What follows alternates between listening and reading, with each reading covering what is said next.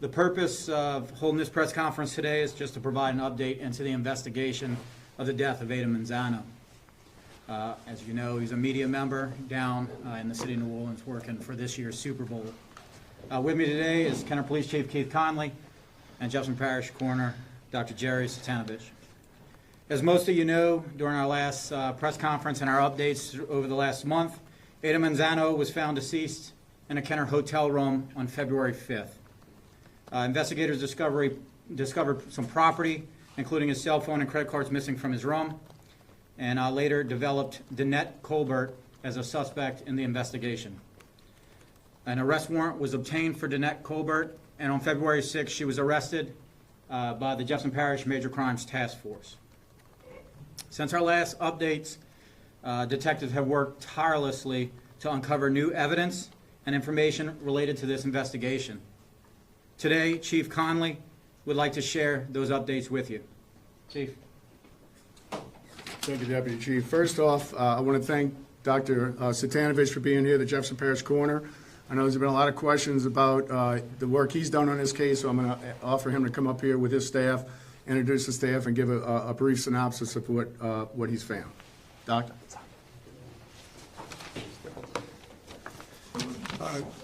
Good afternoon, everybody.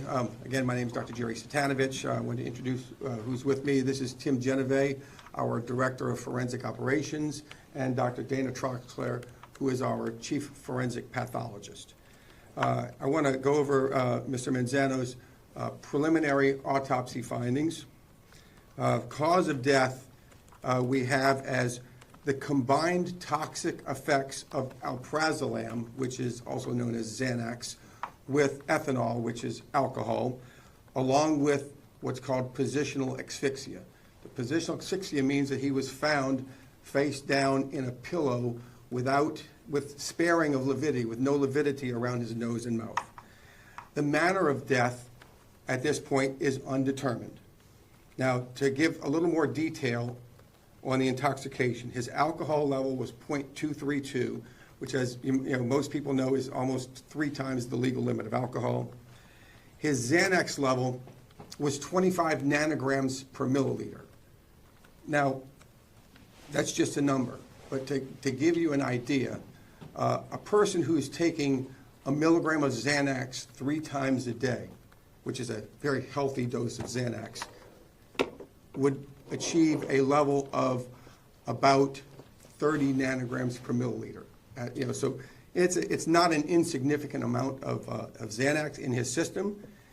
In most cases of an overdose of Xanax, especially, and I'm talking about the Xanax alone, those levels are usually over 100. However, when combined with other central nervous systems depressants, that amount goes way down, so those combined effects is what causes where we are today. I know that people ask, well, I'll address it on the front end. People ask about, why is it undetermined?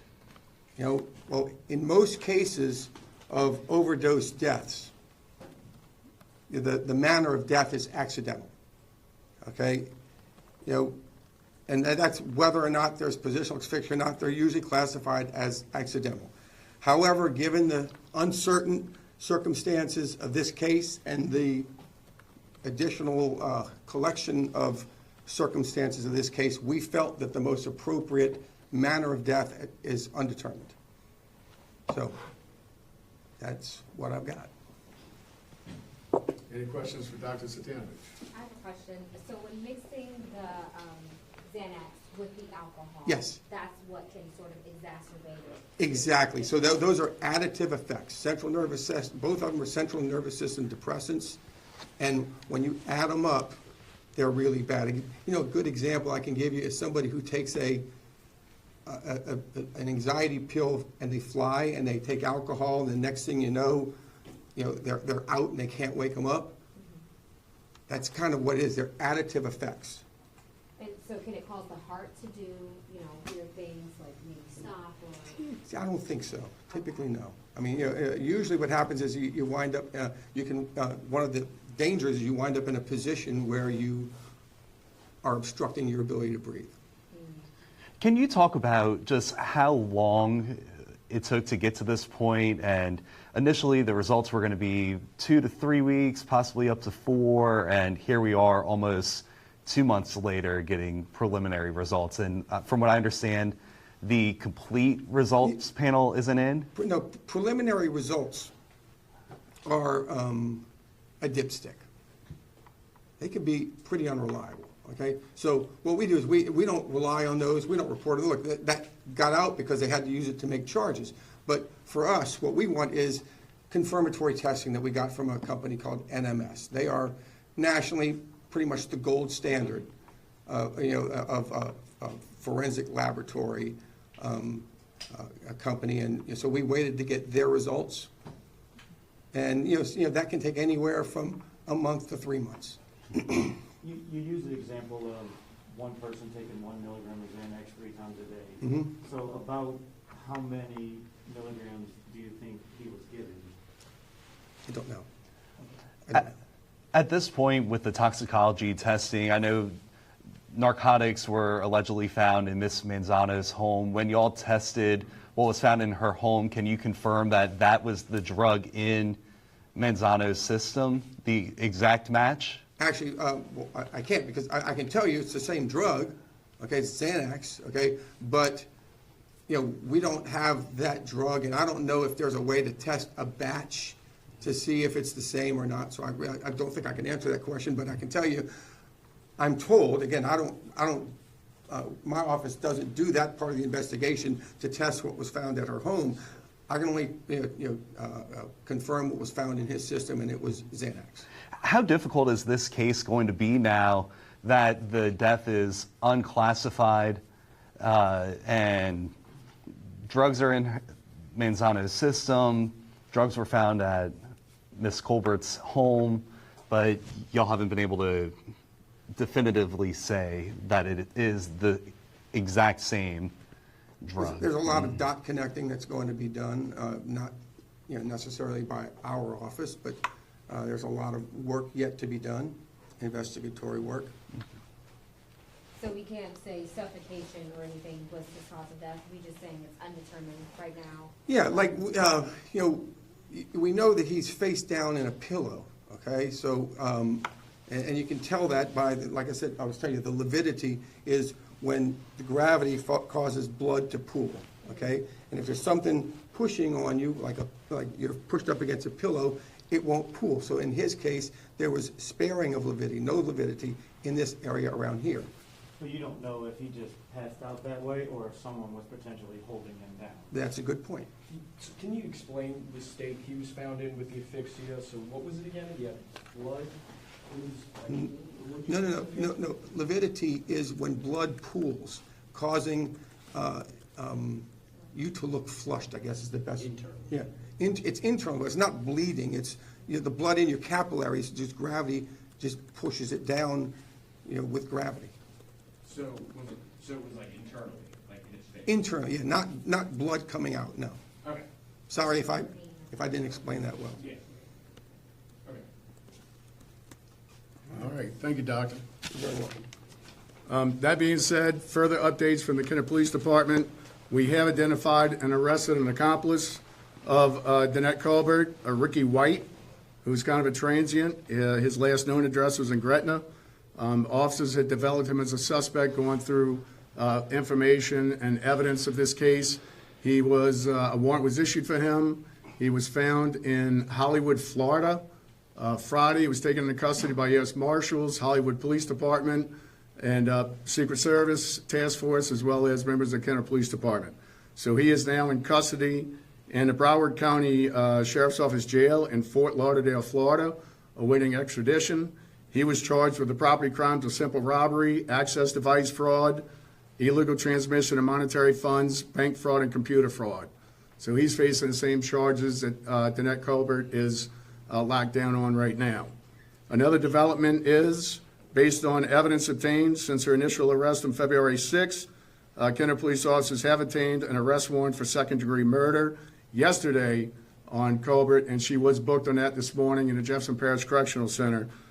So now, as this case is ripe for prosecution, as it goes forward to the DA's office, I'm not really going to be giving much information on that because I don't want to compromise the adjudication of this case.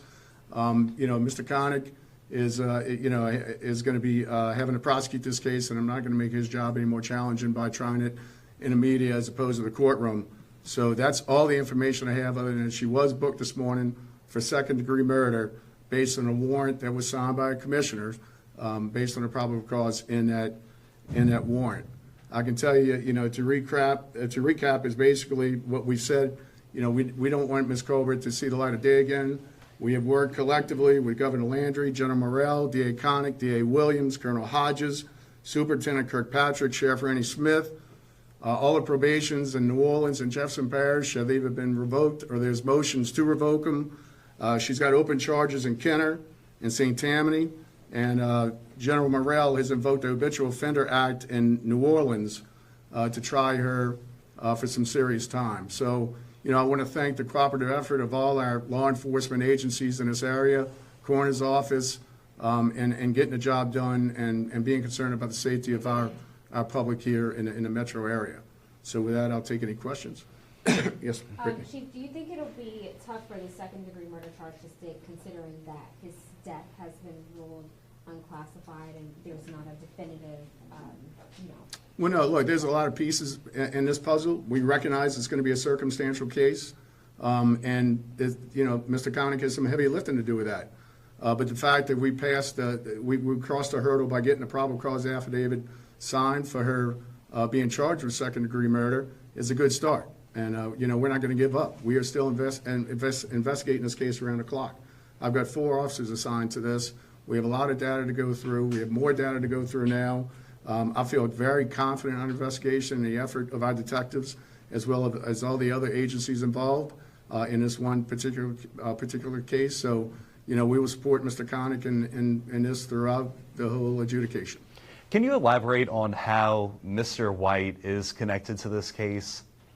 We found correspondence and information where they were going back and forth.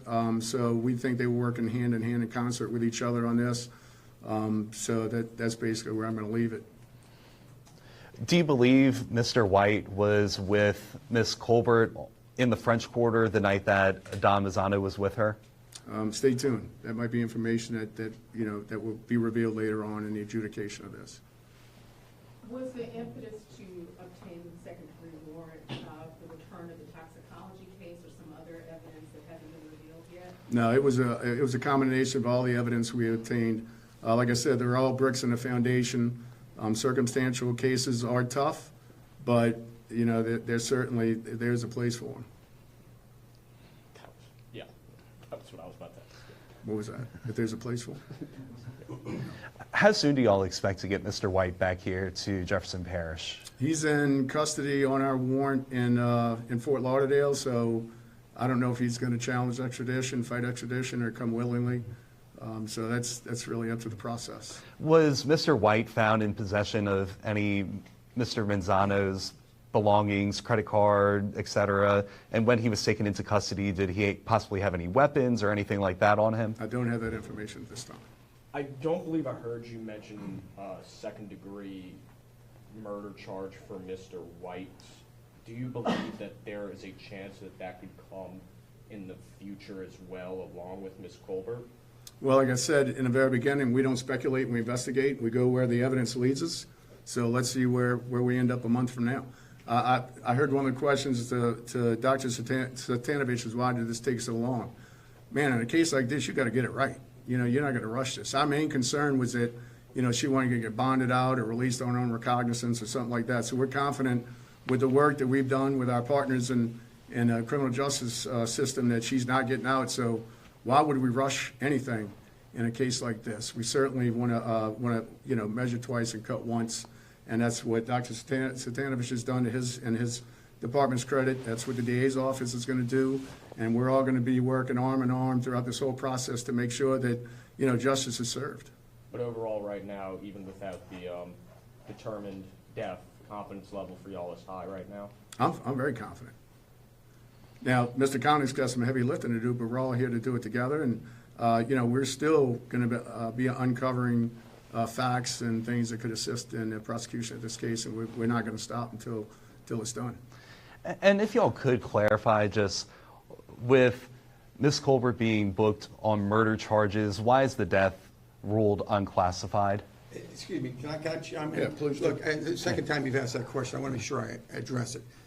It's not unclassified, it's undetermined. Undetermined. Okay, so the classification of manner of death does not get in the way of the judicial system to do what they need to do based on the evidence that they collect outside of our investigation. The best example I can give you of that is somebody who dies in a car accident. Okay, they're going to come in, Dr. Troxler or one of the other pathologists is going to do an autopsy. It's going to be deemed accidental.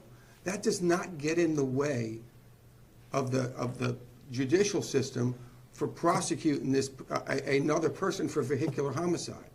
Doesn't get in the way. If it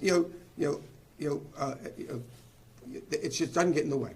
So I don't want to give anybody the impression that we're not cooperating. We do an independent investigation, and I told you we're preliminary. Something may come up. We may find something that changes the opinion of our group of pathologists, and we may change it. But right now, that's where we are. And undetermined doesn't get in the way. I want to make sure that point's made. No, thank you for making that point, Doctor. All right, any other questions? For White, his charges are the same item number as Danette Colbert, meaning he's accused of simple robbery in the same incident that she's accused. He's accused of computer fraud, same incident she's accused, monetary transmission. All of those are the same acts, correct? That's Not correct, different? Michelle, yes. And we do have a handout with some mugshots of both of them. All right, if that's it, I promise you and I commit to you that as we get more information, we'll pass it on. But I do have a commitment to the DA and to the judicial system not to really elaborate on any evidence or information that they're using to build their case.